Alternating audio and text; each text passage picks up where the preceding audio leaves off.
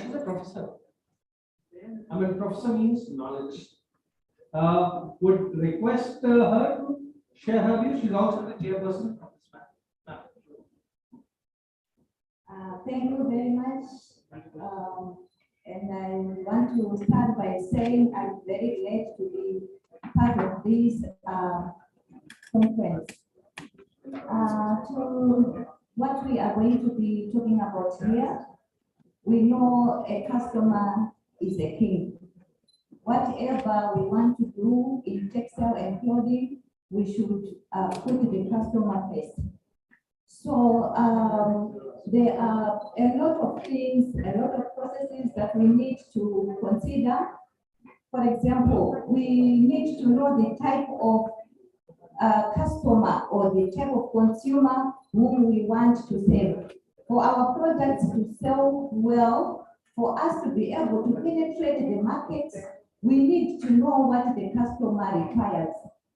Thereafter, we now go, we now have to come up with designs. And in developing designs, we take on board what the knowledge or the ideas that we have gathered from the customers, and we design for the particular customer that we have in mind. We cannot design for everyone in the world. We cannot design for everyone in the market. But if we target a specific market, a specific type of customer, our products will sell very well. So when designing, we have to take on board the ideas that we have gathered from the customers, because they are the ones who are going to utilize the items that we are going to make, right? We also, as designers, have our own ideas.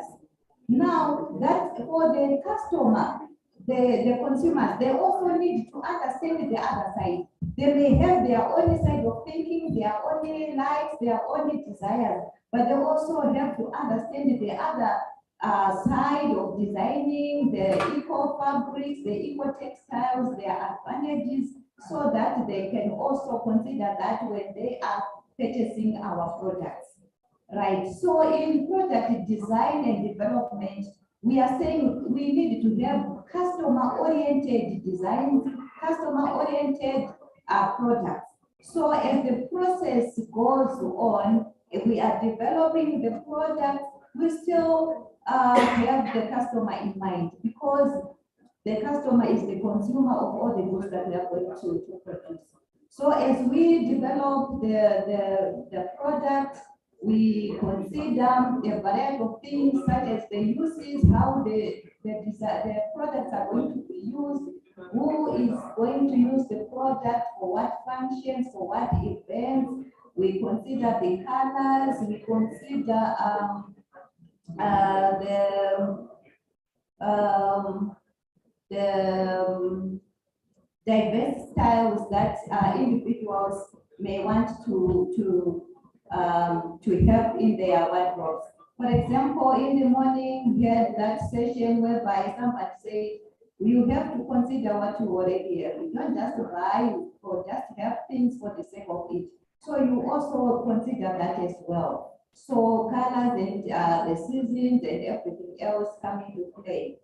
As we are trying to do that, we want to consider the technologies in production, because you go to a customer and they say they want a particular style, and you take 6 months to produce that. When you go back to sell that same design to that customer, they may not like it anymore. So the time of production is very important. So the issue of technology now comes in. So you have to produce the goods, the items, the textiles in the time that the clients or the customers who need it, who want to use it most. So it is very, very important during the production chain that we always consider what the customer wants. It is very important that as we produce to satisfy the customers. But as from my side as an educationist, we believe in training.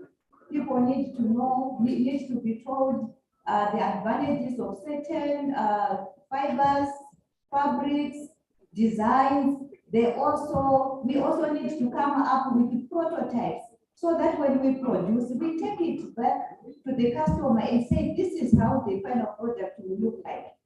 And if there is need to adjust, the adjustments are done on the prototype before we mass produce, if we are to mass produce, so that our products sell very well.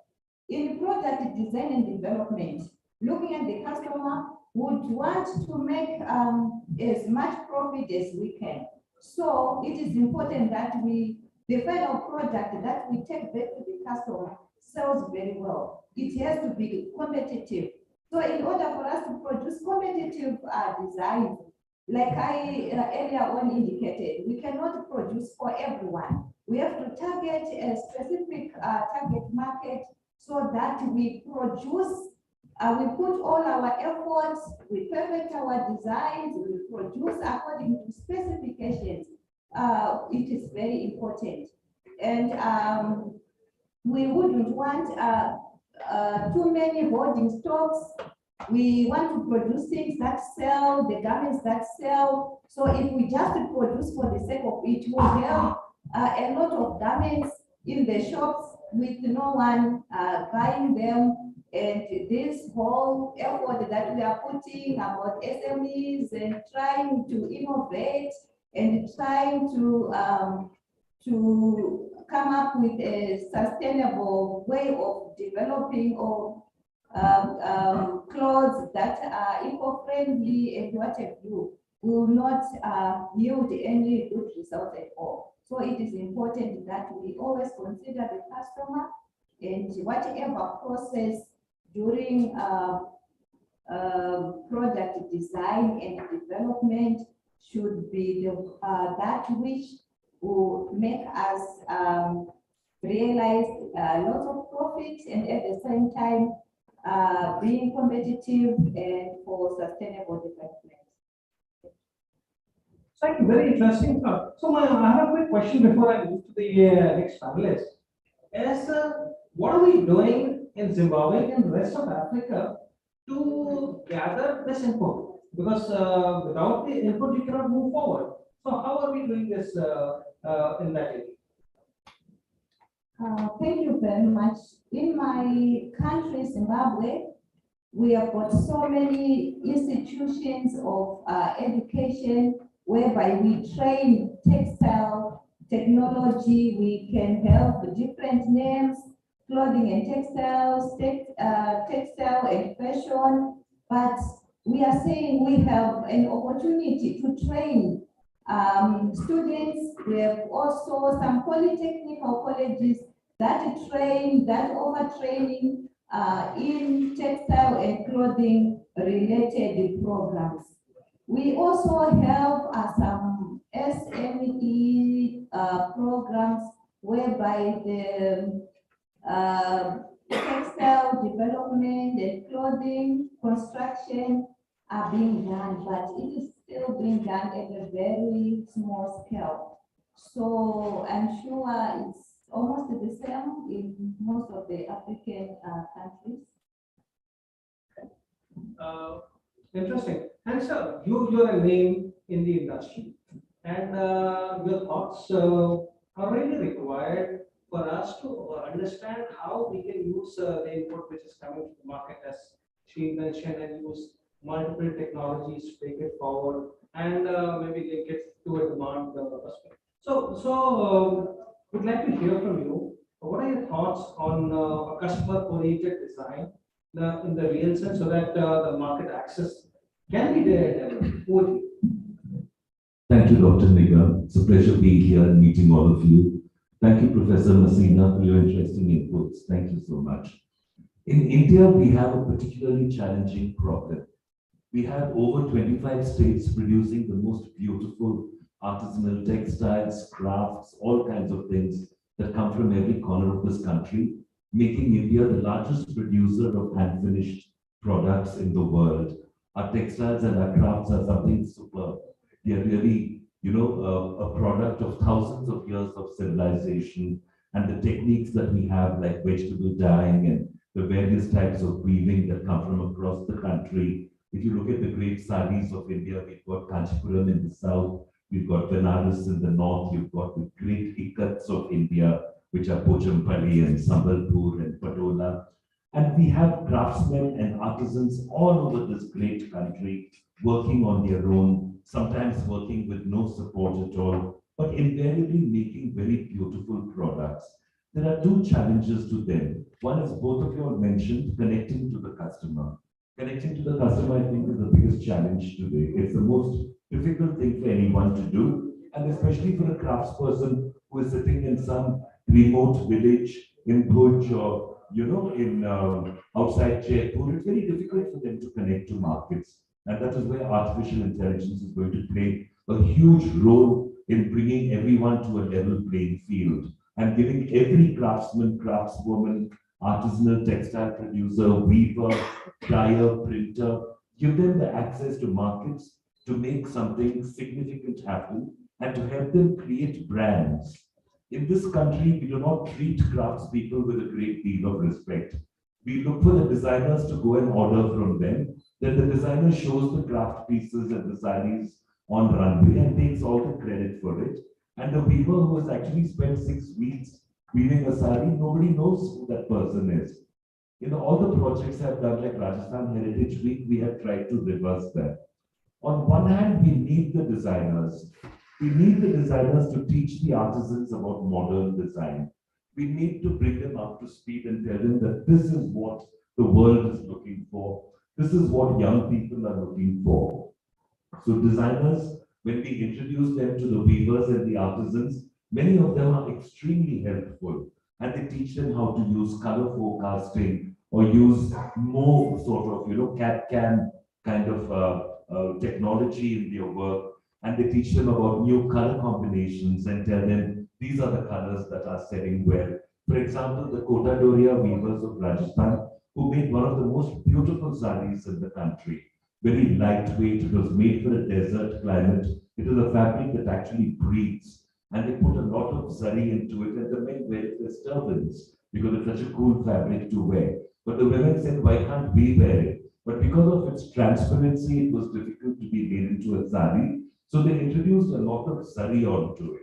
So the zari made it less transparent, and a woman could wear it without exposing any part of her body because now it was woven correctly.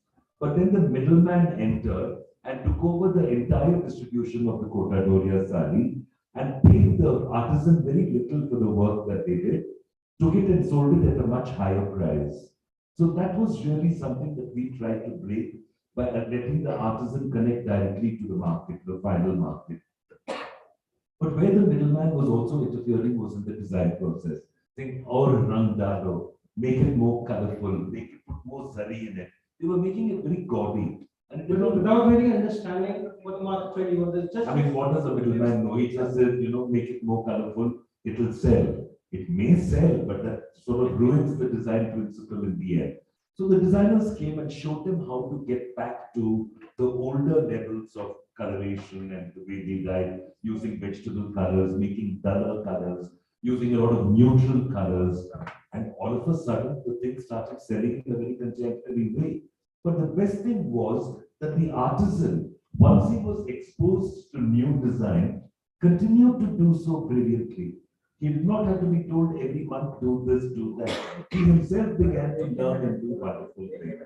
So now the product is becoming more modern, more contemporary. It's sort of aiming at young urban professionals in all the great cities of India. There are big markets for artisanal work. People like cottage industries bringing the products to people, but still not enough.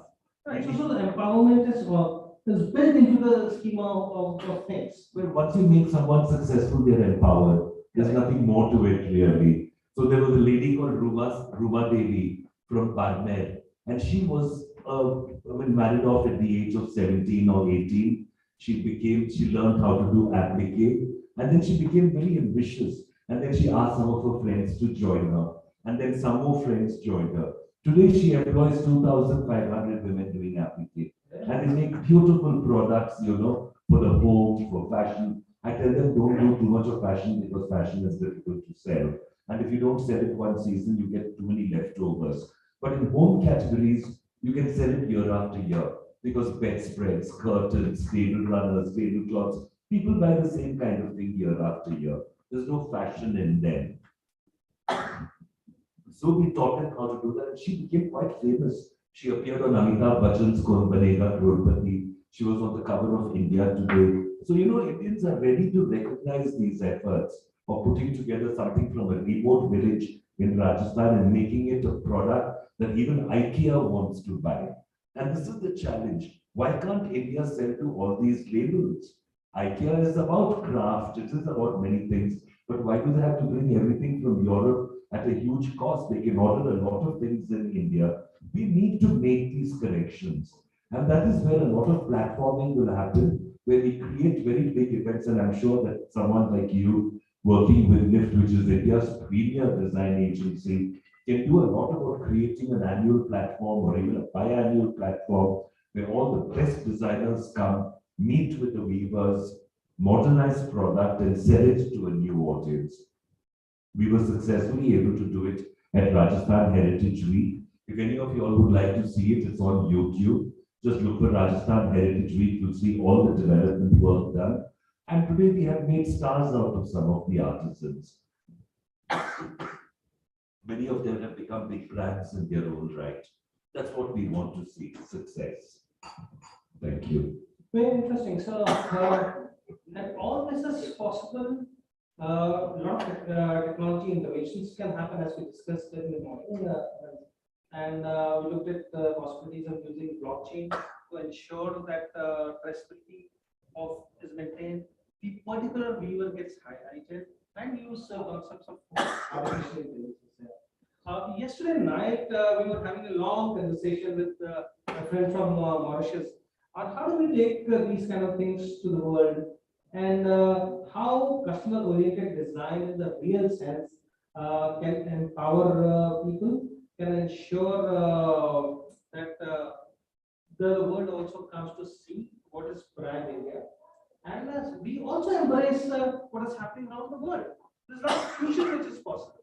Over to you. Yeah, thank you very much. Yeah, yesterday we had a very long discussion about this, and we have talking about the how to make the things. We have talking about the problem that we have here in our country to be not the best, but to be. So I think that it's important before that we create any company that we can imagine. First of all, is to think is to know what we want to do. I'm meaning about the new entrepreneur.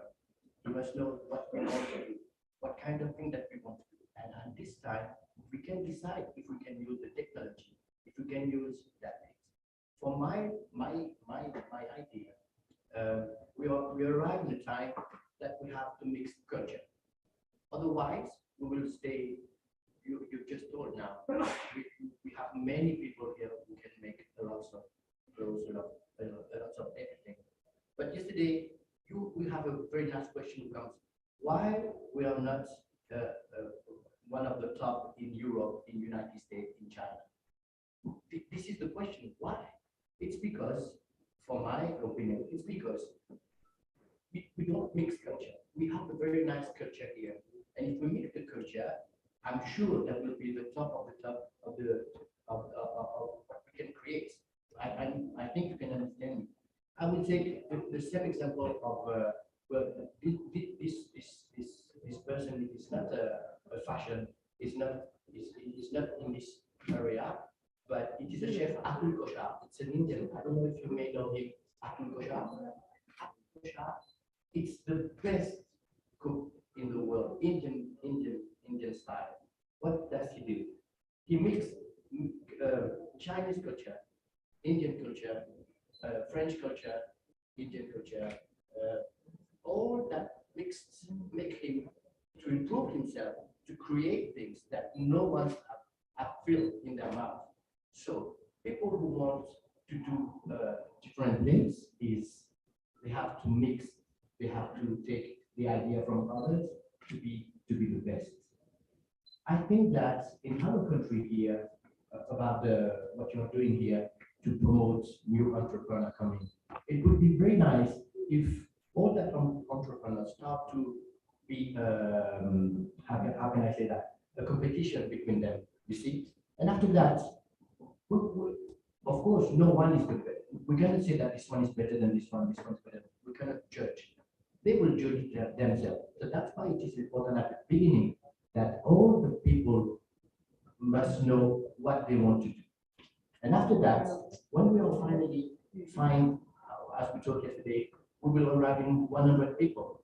That 100 people, we will stop and tell them, now you are on the top. We need the top of the top now. We need the top of the top. What can you do to be the top of the top? This is the question. That's the question. Otherwise, we can use everything that we have around us, our culture, our technology, everything. But if you don't find, we will never have it. We will never be, of course, it would be very difficult to be a Pierre. It's difficult to be like him because this is a name. It will be difficult to be Lamborghini because this is a name. But if we are close to them, it would be nice. We must welcome this. And of course, it is very important that we continue to have the same market, I mean, the market that we're doing now. And now, as you know, the COVID is here. And to make fashion show, to organize things, people are afraid and this. So we're going to use the internet for that. We must think about this. We must think, and you know, people want to travel, people want to do things, but can they do it? So we must use that new technology to show that we can do. But mix the culture for me, I think it's the best thing. Atul Koshar is the result. He's the best. He's the number one. So picking up from the conversation which we had yesterday, you looked at getting Mauritius as a base case for testing our designs for the European market and the African market.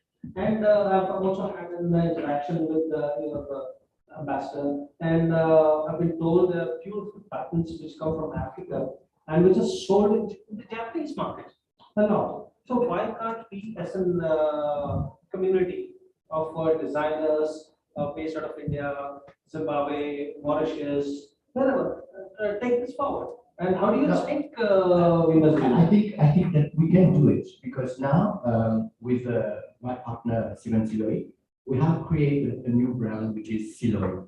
Okay, and we target to be on the haute couture, fashion haute couture. For that, we cannot start from our place, from Mauritius, and to say, okay, I want to be in the top level and stay where I am, because we don't have that acknowledge, because otherwise we will be already, that makes so long time, we don't talk about Mauritius. So the idea is now, if we make our acknowledge, and we take a designer from Milan, and we mix that, we make the culture of Mauritius, we make the culture of India, we make the culture of Chinese. Of course, people will say, wow, I've never seen that before. This is what we are doing now. And I'm sure, and I promise you that when I talk with our designer, she was so excited because no one thinks about that kind of idea and says, okay, let's make the culture to create something. And after that, we can say, okay, we're going to use the technology, we're going to use all that we got in our country to say, we do. This is my opinion. And it is not only my opinion. I'm sure 200% that African will be on the top because I'm working on it. Right, good luck with that. And sir, I would like to hear your views on things related to customer oriented design before we actually move into details of product.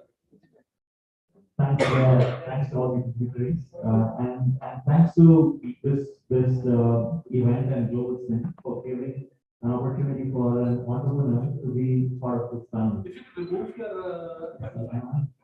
Okay. Yeah. So I mean, I just really want to thank the MSMEs and the organizers for giving opportunity for startups to come and succeed along with dignitaries who've been pioneers in the industry from Prasad. We've grown up, looking at phase 3 articles where, yeah, he's been a celebrity. But technology has that power. Today, as a startup, we are able to, drive and power the New York Fashion Week, Digital Fashion Week. And for the first time, customers are going to tell the manufacturers what they want. And the way people express themselves and the medium they are expressing is changing. Because the last 2 years, we've been holed up at least in my case, I've been holed up in my house. And it's only me and my wife and my kid. And, but still, in the 2 years, we've not traveled, we've not gone out, but we've been ordering a lot of online fashion. That means my wife, not me, but my wife orders a lot of fashion. And there's no, fashion is an expression and there's no medium to express. So there is Instagram. So on Instagram, she wears clothes, she takes pictures in garden and elsewhere, and then she's posting on Instagram. And she hardly gets to wear it in physical events, occasions. And that's how it's become a digital expression for people. So consumers are expressing fashion in digital mediums. And this is just Instagram, this is this is just a web 2. So now there's a new technology, a new transition that is happening into web 3. That means there is more immersive mediums that are coming. So Facebook has changed its name from Facebook to Meta. That means there is so much of importance that they are giving to a new medium that is emerging, which is not 2-dimensional, it is 3-dimensional. And 1/3 of the world is already into gaming. So my daughter, who is 9-year-old, shows me something on Roblox. It's a medium, it's a digital gaming medium. Like when we were in college and later we entered Facebook and other social media. The kids of today are already exposed to gaming. And then 1/3 of the world and 50% of them women are into the gaming world. That means they know how to interact with 3D spatial designs, right? They express themselves in these mediums. And when you bring them to a 2D e-commerce website, it's so mundane and it is not exciting. It's not exciting at all to show them some pictures and images and say, okay, buy this. It doesn't work that way at all. So the way people are going to buy is changing. The medium they express is changing. And on an average, when you talk about premium luxury fashion or even premium fashion, on an average, people wear it only thrice in an entire lifetime. That's where in the previous panel we were discussing about almost 50% of what is produced in the country is going into landfill. The production is not optimized for demand. And on top of it, 30% of fashion on e-commerce platforms are coming back as returns. That means the customer's expectation from the product is totally different from what they see and then what they receive. Right? So, summing up all this, the new trend that is happening is digital fashion itself is going to be the driver for the value chain. That means a lot of analysis and analytics and AI and demand forecasting technologies are there, but the new way is until the customer is ready to purchase something, putting money, you cannot guarantee whether that analytics is true or not. So NFT, which is non-fungible token, is a digital fashion asset. Whatever fashion we create on paper and through various tools, that is sent to the factories and manufacturers. But now it is not sent to manufacturing. There is no fabric. There is only pixel. That means the design is directly going to the customer in terms of a digital fashion asset. Customers are buying it by paying, could be some $7, $10. NFTs today last year sold $80 million dollars, and this year it is $20 billion of NFT assets. People are purchasing these assets to express themselves. Once they purchase, they can use it as filters on social media, like the same Instagram.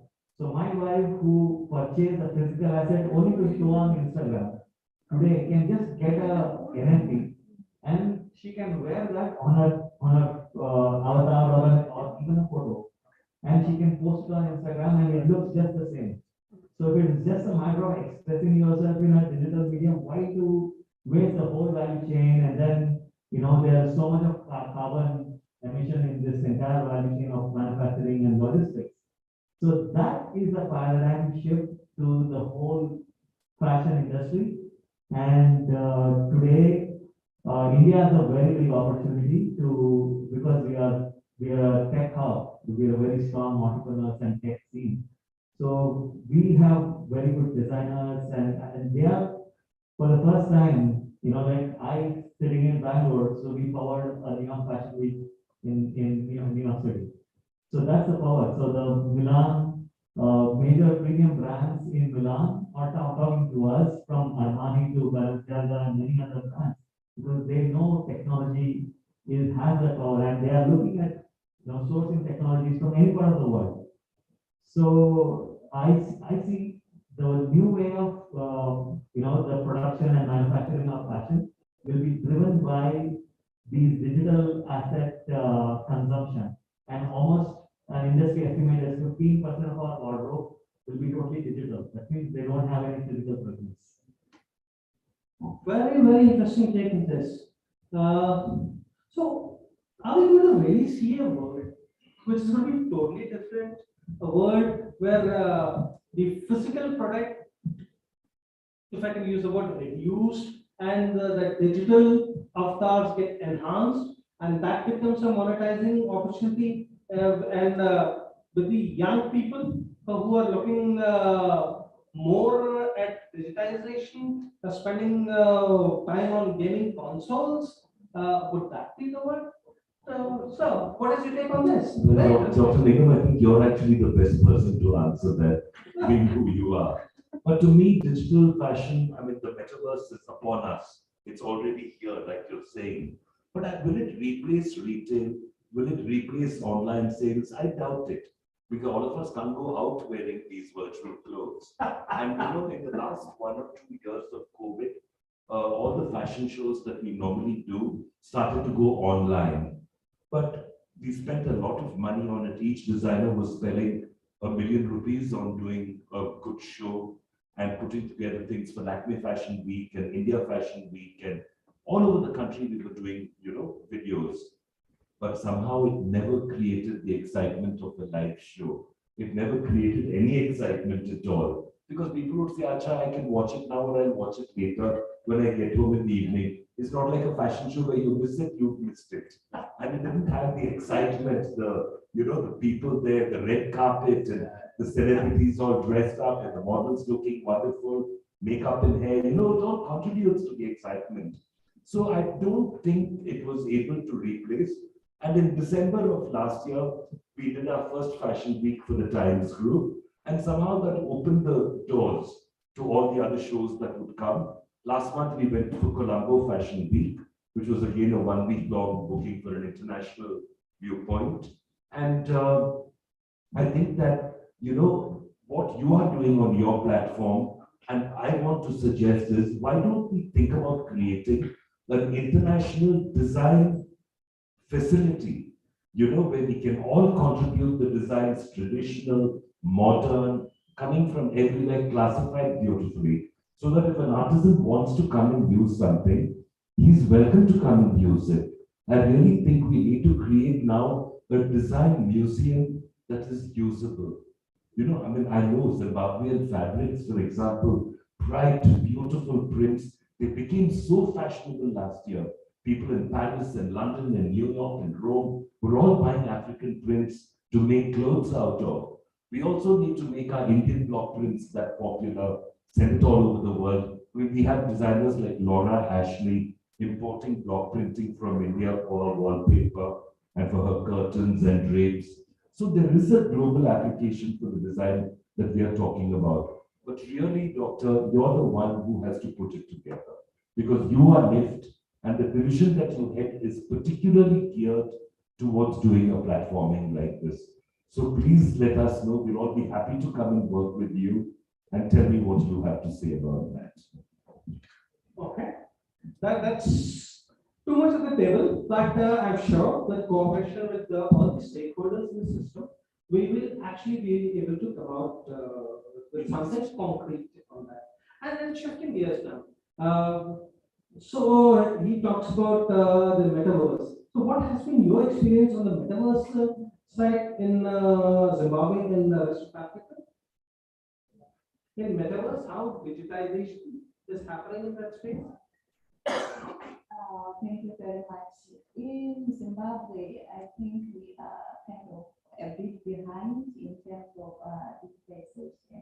Of course, a lot has been, people have been trying to put a lot towards digitization of designs, but still we are having challenges of people are not able to sustain themselves. People that are not getting support from the ministry, from the government. Therefore, even if they are to go and search on the net, they see designs. Sometimes it's just aesthetic. They may not be able to develop the designs. If they are to share with colleagues, they are to share with other people. It would be better if they can collaborate. They can share with people from other nations that would help very well, like others have indicated, that it would help very well if something can be organized that nations come together, share their experiences, share their designs, that will create a platform for a good marketplace. I don't think it's only Zimbabwe that's lagging behind. We're all lagging behind. Nobody has come up to that level. I think that, like what Avinash was saying about the metaverse, it is a very difficult concept to wrap your mind around and to make an application that happens. I think globally, it has started in a slow way in Europe mainly, I think. I see the Milan designers using a lot of the metaverse, and even big companies like Nike are selling sneakers today on the metaverse. So they'll sell 5 copies and you have to pay to buy one of those 5 copies and your avatar, digital avatar can wear it. But I think that's a very young thing, I think maybe the next generation will most probably go for that. I can't see our generation going for it. We still want beautiful clothes to wear and try on and touch the garment. Yeah, like that. So monetization of this, how does it happen in Europe, and how do you think you can take it forward from a metaverse perspective? In Europe, it's already there, and they have already done it. But as you say, we cannot stop making clothes because we got to wear things on us. So this is only for Instagram or to make pleasure for other people to say I'm It's not a division of fashion. Yeah, because we still want to be fashion. This is the word. We still want to be fashion, not only on the photo or on the internet or Facebook and else, because excuse me to say that, but it's true. Maybe sometimes you're talking to someone who has a great nice body, nice clothes, okay, and then you have a meeting with them or her or him, and you can see that it's not the same person. So what is the purpose to do that? You see? So we must be real. True. This is a very nice innovation. But this is only for advertise or to have designer to create things, because when we make a photo, we cannot do it very well. So let's try to do it with that engineering only for that. But it's very important that we need clothes. We need to fabric. Otherwise, what will happen? So let me throw an out question to you. In foreseeable future, do you think wearable clothes? Let me use. I'm that sure. term. Will that become a commodity and we go for on the branding side on what Avinash says? Will we see a world of that kind? I think so, maybe. I mean, my children's children maybe will not go out shopping at all. And maybe they'll just buy virtual clothes, which could become reality. Who knows, by then they may have the technology of, like we saw those beautiful t-shirts that the athletes are wearing. Something like that you can download from thing according to your specifications, the color you want, the exact size that your body is, and then it manifests. It actually is like a 3D printer making everything for you. You can never tell what's going to happen in fashion. But I think that hands-on fashion, and in India, my concern is not so much about modern avatars, but the older avatars of our craft and heritage. Because I'm very worried about losing it.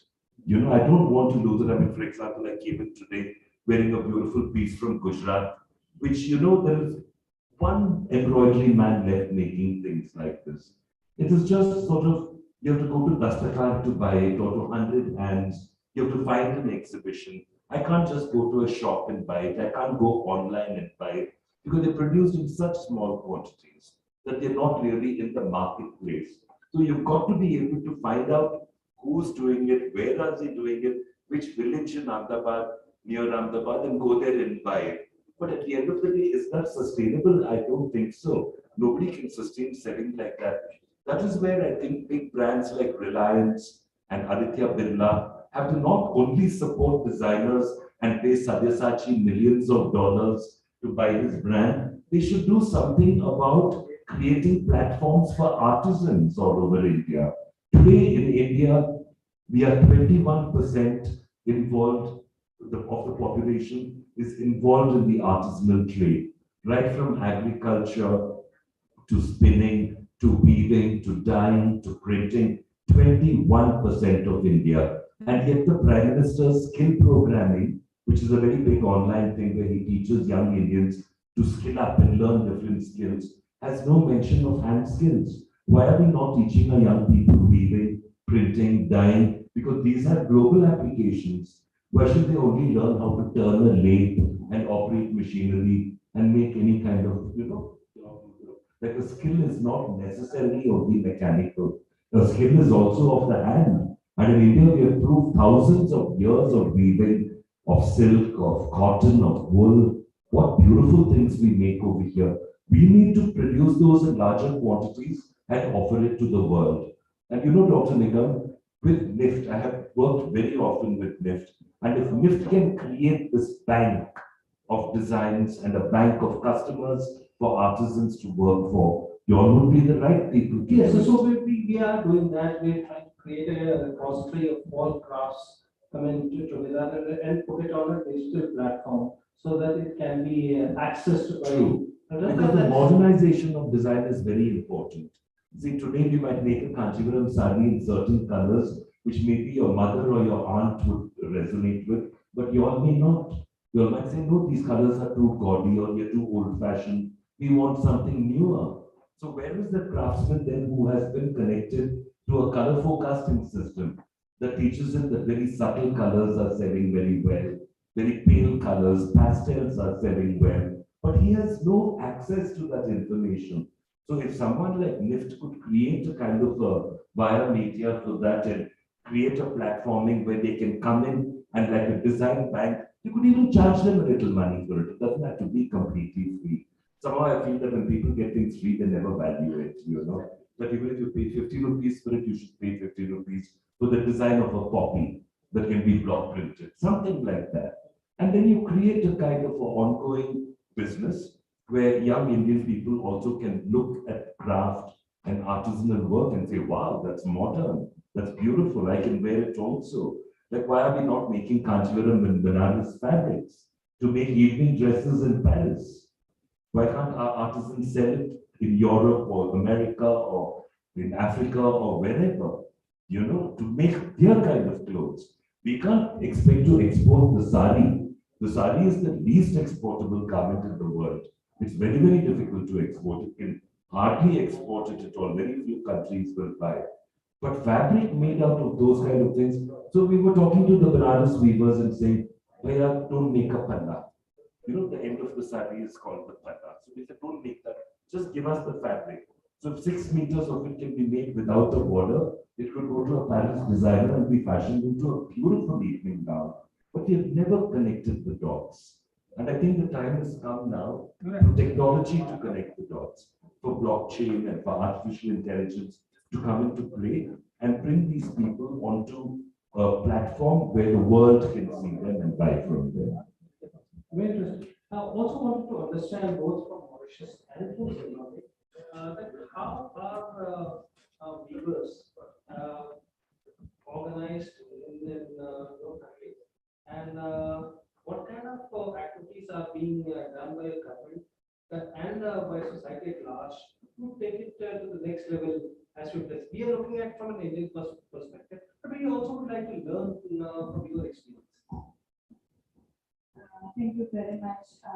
Fibers are being done is we have got designers, they conduct some shows, but obviously very few people attend such shows, probably because if they have to pay, there might be challenges. But some designers do attend the fibers. So that's from the designer side, the designers organize their own fibers. We also have in institutions, we conduct some fashion shows, we conduct some modeling events whereby students and other people, other designers who we have invited come and showcase their designs, they model, they find models who can showcase different designs in different institutions.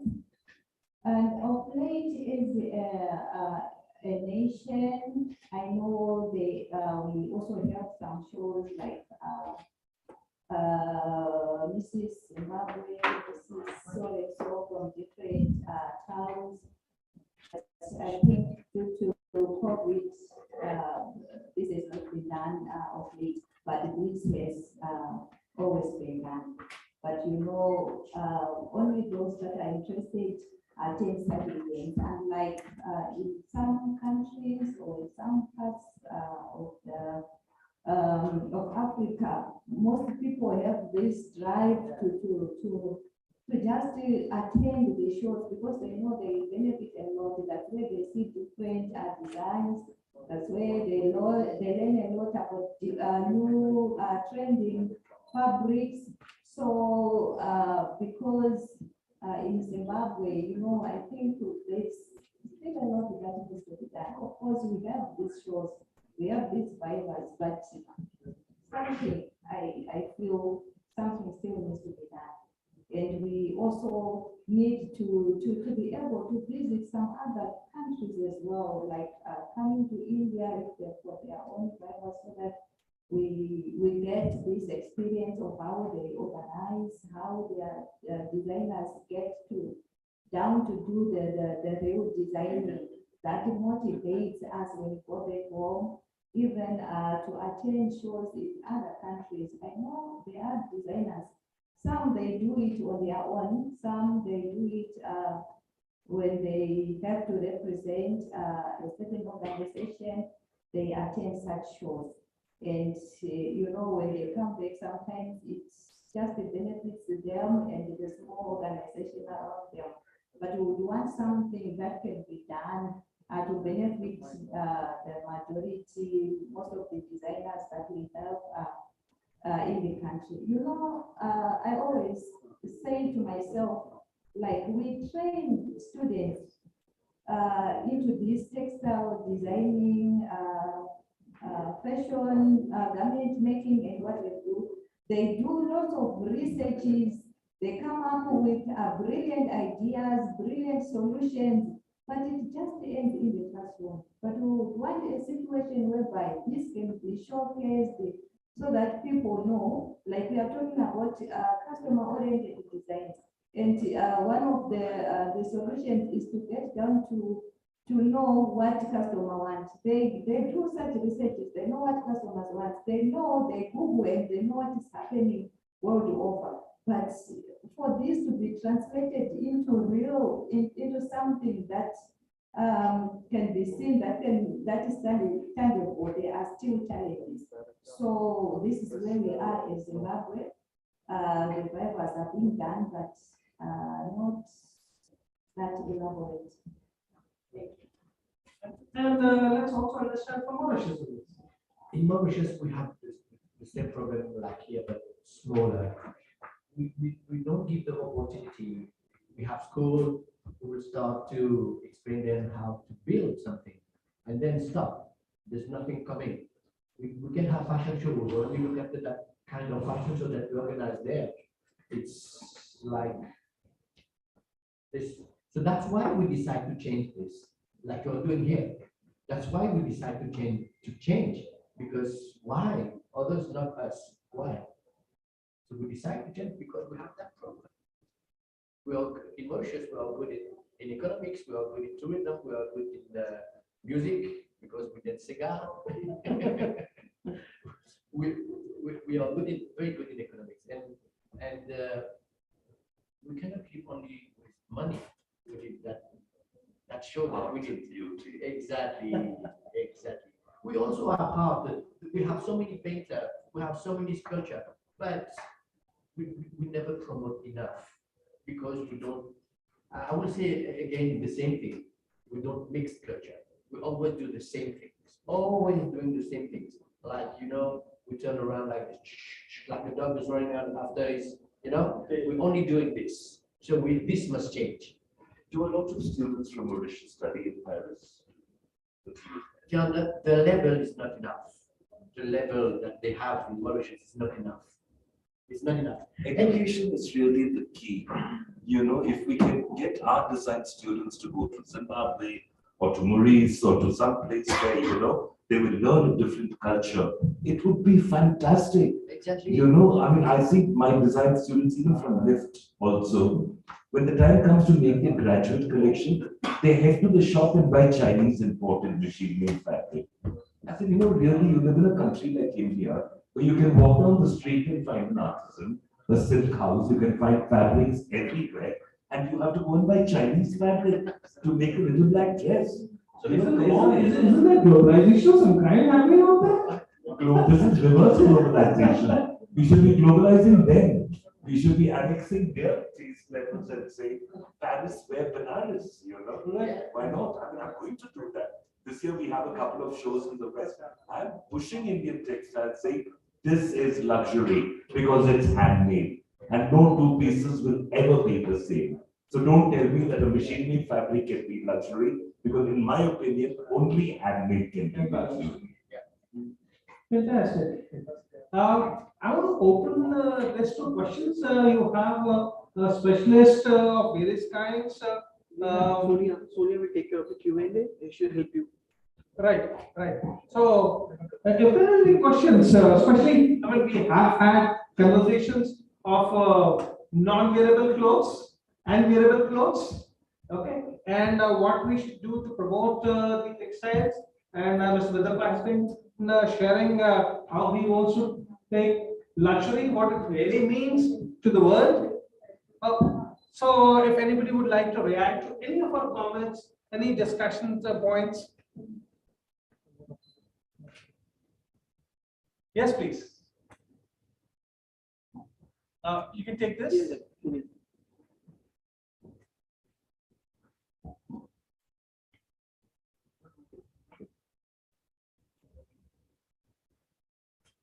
Hello everyone, myself today.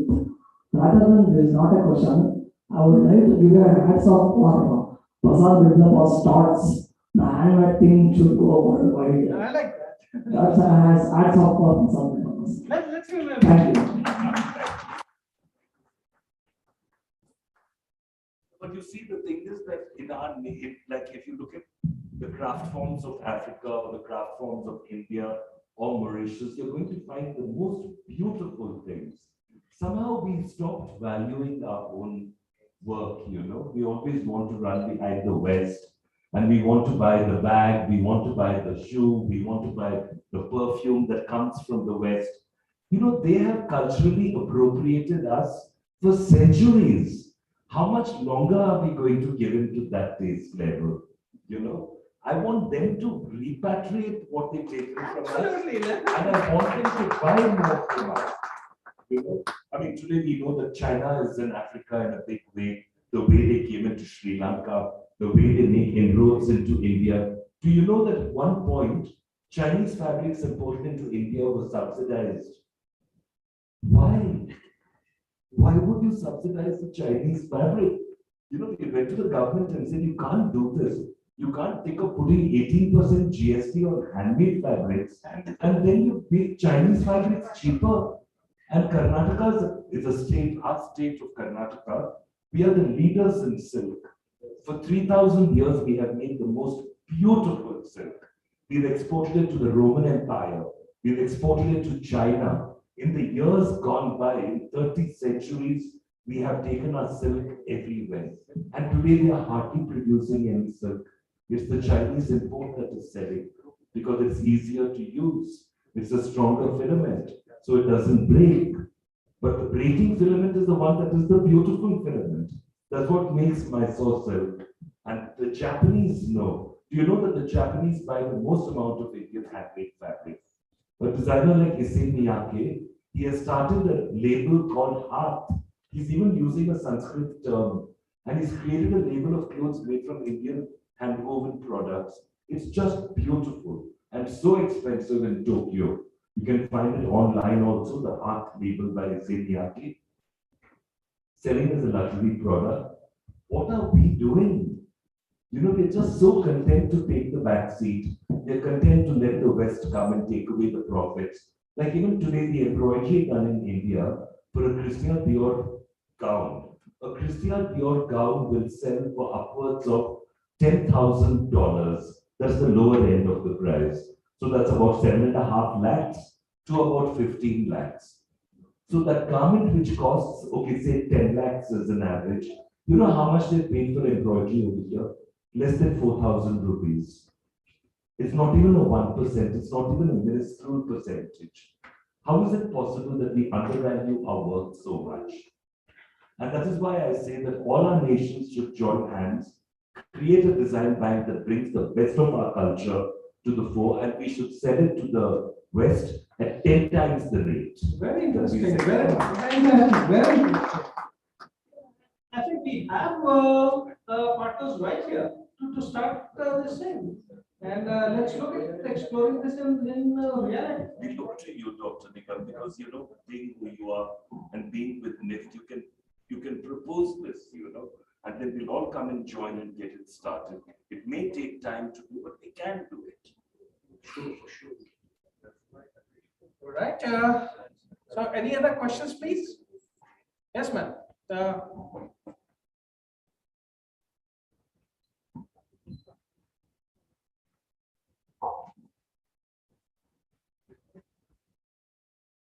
Hello everyone, myself Divya.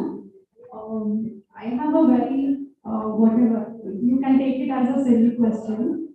Common people, they say that artisan products or the craft products or whatever the handloom, it is too costlier when compared to the other, the imported ones.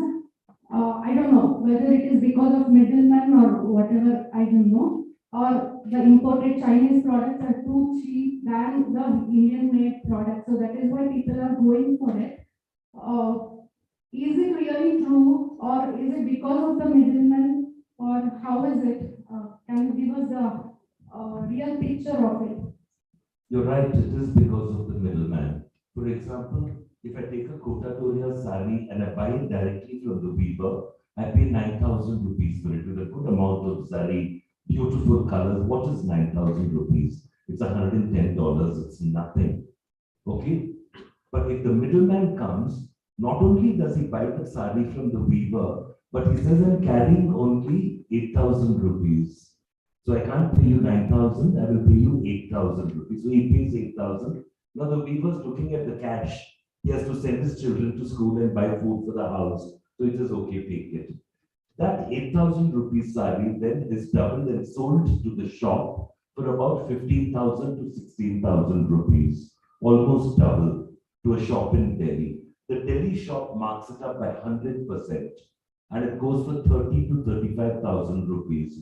So if you buy a Kotanoria sari in Delhi at a big shop, you will pay 30 to 35,000 rupees. But if you've taken the trouble to go to the weaver to his house and found it, you'll get it for 9,000 rupees. So that is the story of Indian handicrafts across every department. Everywhere. It's happening everywhere. In Karnataka, it's happening with our Murukkalmuru fabrics, our Bangalore silks. It's happening with Channapatna toys. It's happening with Bidri ware. It's happening with everything. The craftsman is the one making the least amount of money, and the government has to change it by creating cooperatives where they can come and sell directly to the customer. So when we did Rajasthan Heritage Week, we would create 100 stalls and give it to the 100 best textile artisans, craftspeople, lac bangles, mojeries, jewelry, whatever, as long as they were very good stuff. And we put up signs saying no bargaining, because the price that we're selling for is a very fair price. So why bargain with them? But we have this habit in India. We'll go anywhere and say, kitne pe denge. You know, we always say, how much will you give it to me? And we expect the discount. And then also the government, in a very well-meaning way, Khadi Bandar will have a sale and say 40% discount. Why should Khadi be sold at a 40% discount? It's somebody's hard work, you know. Somebody has slaved over it. Somebody has taken 6 to 8 weeks to weave a beautiful sari. Why should it go on discount? Why are we not prepared to pay a good price? Like we go to Louis Vuitton and buy a bag for 2 lakhs. Many ladies buy. Will they dare argue? Will they go to Louis Vuitton and say, kitne pe denge?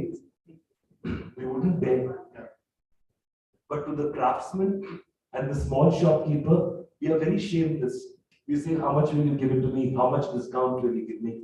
On his own, if you bought a lot and he wants to give you a discount, it's a different thing.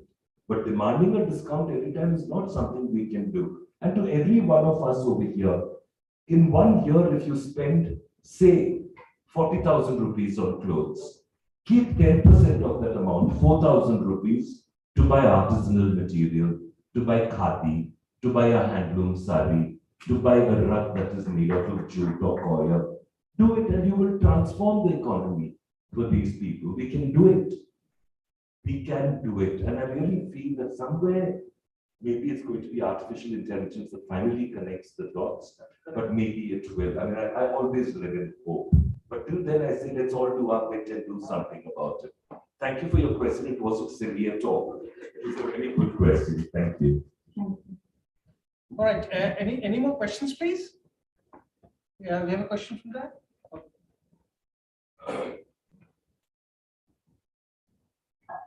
Good evening, everyone. Mr. Birappa, as we discussed, as you said, that though the basic products having competitive edge in terms of criteria, in terms of quality and the hard work, and even the presentability, it can't match up to the global brands to give a competitive edge in terms of commercial. Is it lack of brand awareness or giving a commercial competitive edge to the global brands, or how it can be groomed up to make a competitive edge to the global brands? Though the government agency ministries are striving hard to groom up the brands and creating the awareness and improve the commercialization of the products, where it is lacking there, what can be done in this regard? I think we are not lacking in quality control at all.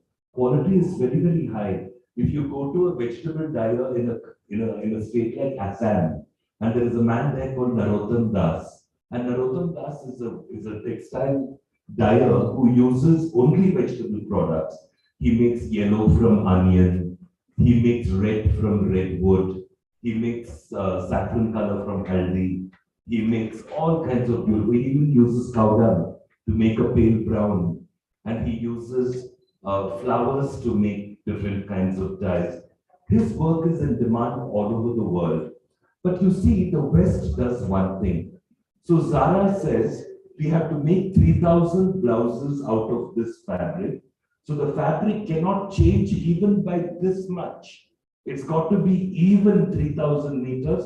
Then they say, it's very good. We'll buy 3,000 meters and we'll make 3,000 blouses. Trying to standardize and non-standardized things. So by standardizing something, they make our work look worse.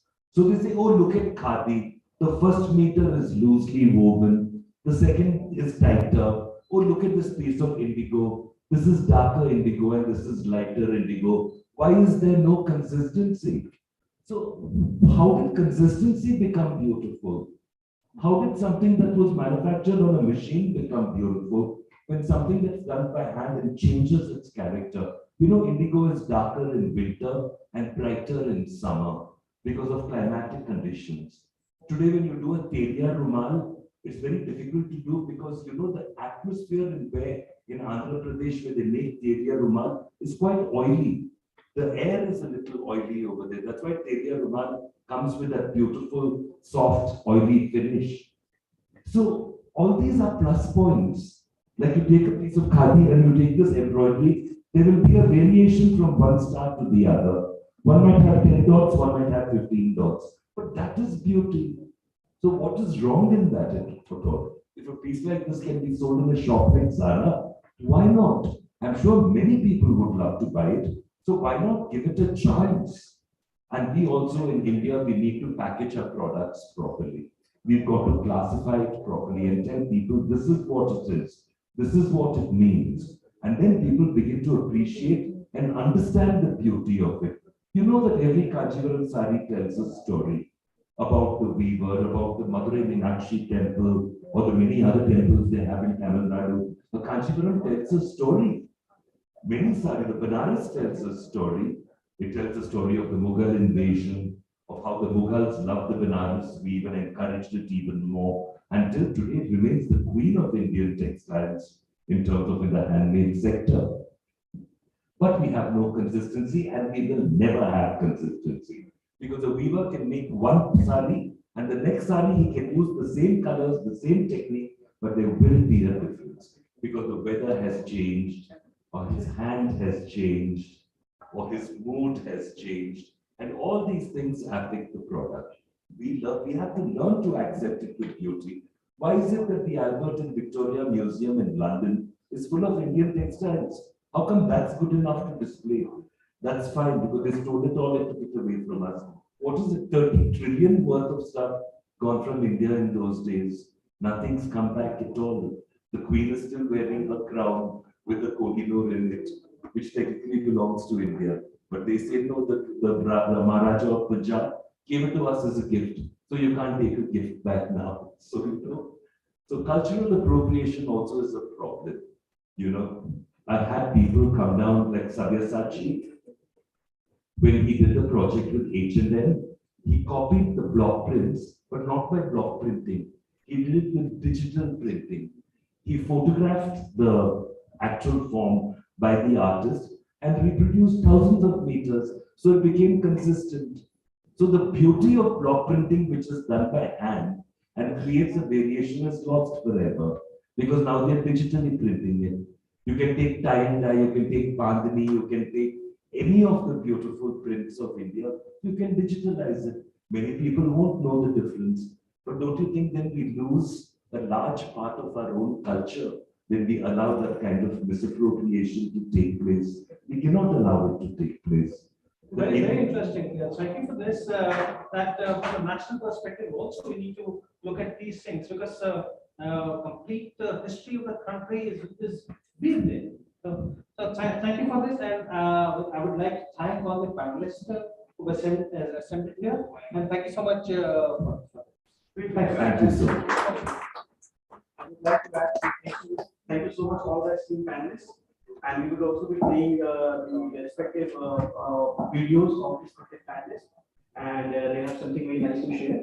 But I would like to first of all thank our honorable panelists of India, with whose vision we were able to conduct this global spirit trade conclave. And I would also like to thank upon our Secretary MSME, BB Swain, and also our Secretary Textiles, Shri UB Singh sir, and our two patrons for this global spirit trade conclave. One, we have our Joint Secretary, Ms. Mercy Pao, and Dr. S. Glory Sarupa. She's a DG NEMSME. National Institute of Micro, Small and Medium Enterprises. I would also like to focus upon also disagree what Mr. Prasad has said, Because right now, after COVID, the whole scenario, the global scenario have changed, and they have now moved more towards that eco-friendly and sustainability. But now, as what somebody had questioned about the quality aspect, so I position myself more on the market side of the complete value chain. I have my own cluster, which is in Bangalore. I have 250 women who weaves for us. I have an NGO, which is I'm Khadi Foundation. Under this NGO, we have, which is being supported by HDFC Foundation and HT Parik Foundation, which owns by HDFC Bank. And we have 250 women who weaves and spin yarn and fabrics for us. So I've seen that line, and also I've seen since I come from an Institute of Foreign Trade, so I talk more about that exports. So one, we lack on trade competitiveness and export competitiveness. We focus more on making first-time exporters, and when it comes to exports, these emotions doesn't work. These emotions are good for our people who are based out of India, but when it comes to exports, the scenario changes. They talk about quality, they talk about quantity, and then they talk about price. If you are able to meet these three things, they will buy from you. They don't talk about, or they are least concerned about what is handmade and what is your machine made. Yes, handmade is there, but if I talk about the buying pattern of the buyers, in the last few years, it's been 10 decades, it has changed. And if I see about the exports which has been done to developing countries, and new emerging markets, you will be surprised to see the market trend has totally changed. Post-COVID, pre-COVID era was different, post-COVID era is different. So yes, if I'm Indian, I'm proud to be Indian. I'm proud to have my own cluster where I'm supporting 50 women who are spinners and weavers. But unfortunately, this emotions doesn't work when I go to Europe. So there, they think differently. And there, what matters is quality.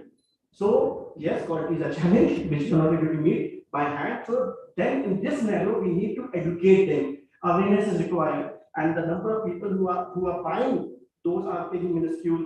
We have a very small number of, but that has been sold with a story, and that has been sold much higher price. That's what we call that value addition, where you $1 you sell it for machine, and handmade is being sold for $20, $50, $100. But the buyers are very in that segment. Thank you so much, and I'm so sorry, Sadaji. I've seen a different world. I've been to Europe. I've lived in Europe. I've lived in Malaysia. I've interacted with buyers. I have more than now. I'm likely connected with more than 1,000 buyers across the globe. I'm communicating with buyers. So I talk more what buyers want. Yes, no doubt. Whatever you talk about completely makes sense when it is India. But So, can I just add a point there while you're speaking? And looking at what is that? Why can't we really move up the value chain? Why can't we have our own establishments there? And who would be better to tell the Indian story than an Yes. Indian enterprise there, as against we giving it to some large corporate who standardizes thing, and that's why we lose value. Why can't we look at that aspect? Sorry, that's my take. Yeah, sure. You're very right, you're very right. We really need those benchmarking facilities now. India is spending so much, and it's been since independence we are struggling. We are still in 2022, and since Modi ji has came in 2014, he's also doing lots of things towards the promotion of the viewers. But yes, sports is a challenge. So we, as the focus of this, in fact, global spin trade conclave is more on making more and more first-time exporters, making more and more micro entrepreneurs, helping them to reach out to new markets, emerging markets, and help them to meet and reach out to buyers where they are able to sell their product and we earn foreign exchange. We are able to earn more and more dollars. We are able to, in fact, meet what the Honorable Prime Minister wants, touch the $500 billion exports. That's what the vision is. Thank you so much. I would like to call upon my colleague Sonia to facilitate all of our team panelists. So Standing picture of yes, sure. Should you also do one? You might request.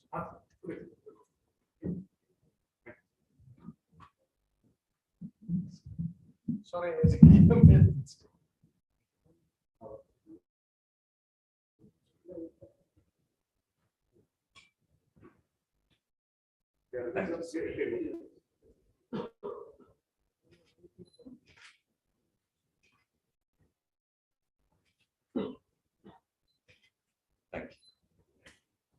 I would like Sonia ji to facilitate our session chair. Mr. Prasada ji. Okay. Our session chair. So I'm so sorry, my apologies. Our session chair from Zimbabwe. Messina. Dr. Messina, Professor, University of Zimbabwe, Textile Department. I would like now Sonia to. I would like now request Sonia to facilitate Mr. Prasad Dipada, a fashion stylist and a choreographer. Now I would request Sonia to facilitate Mr. Avinash Kaushik, founder and CEO of Macau. I would like now our another esteemed panelist from Mauritius, Michael Bukulo. And of course, we have our moderator, Dr. Nigam. Thank you so much for moderating. So we would like to now, for a few minutes, please can we look a beautiful Rajasthan Heritage Week, which has been done by Shri Prasad Dipada ji, and you will be we would like to play 5 minutes of video of Mr. Prasad Dipada ji.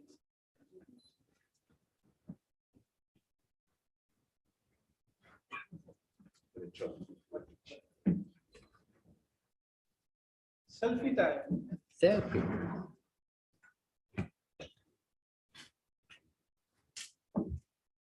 Please play the video. The sound. Sound, please.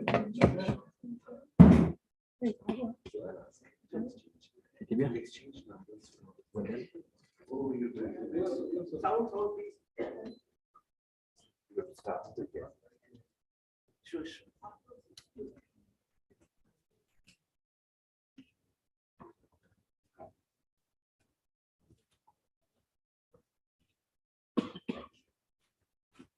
India and abroad, the artisanal skills of India have long been neglected. The Rajasthan Heritage Week was conceptualized in 2015, and the government of Rajasthan promoted the cause of artisans and heritage weavers all over the state through this project.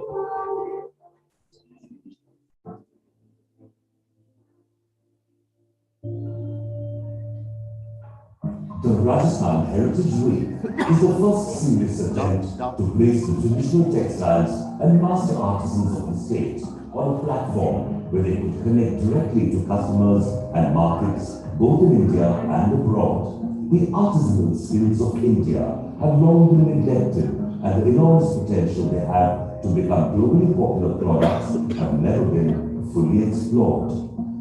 Commissioned in 2015, the Handmade in Rajasthan project set a mandate to popularize the locally woven khadi and kota dobia fabrics and the myriad techniques of dyeing and printing amongst designers all over India and the world.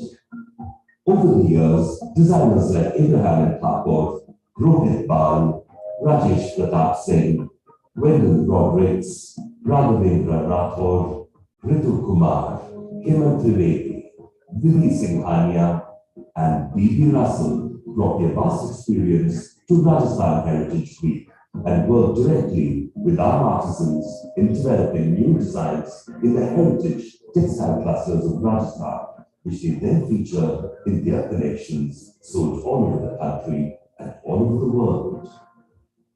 The objective was to create an ongoing partnership that will help create new directions and designs that would herald the evolution of a globally appealing product. Markets in Japan and other countries welcome this new development, and designers like Issei Miyake are currently working with handmade Indian textiles. We also focus on connecting our artisans to India's biggest brands. Myntra, Agio, Wellspun, Levi's, Raymond's, Arvind Group, Buddha, and IKEA attended the Heritage Week this year and were connected directly to the artisans to place their orders. The success of this program resulted in a threefold growth in the demand for khadi products. Sales have jumped from 811 crores in 2015 to rupees 2,509 crores in 2018, the highest ever figure ever achieved since independence. We are now developing Telangana Heritage Week at the invitation of their government. In Karnataka, we have begun work on revitalizing the centuries-old silk industry. It is time for these wonderful products to take center stage in the global luxury fashion markets, and business opportunities will abound, attracting serious investment and helping us build a global brand. Rajasthan Heritage Week.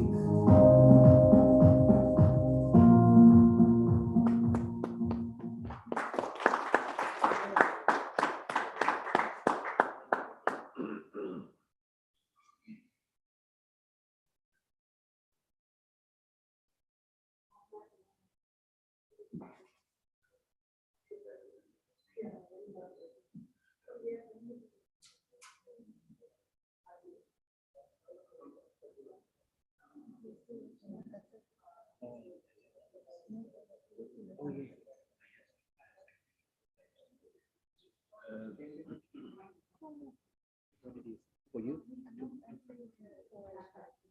No, tomorrow. Thank you so much. Hello. Thank you so much. We would like to now start our next session, which is capacity building towards exports and trade competitiveness.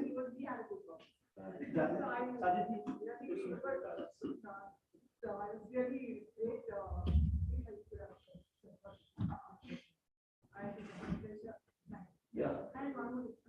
I would like to call upon the next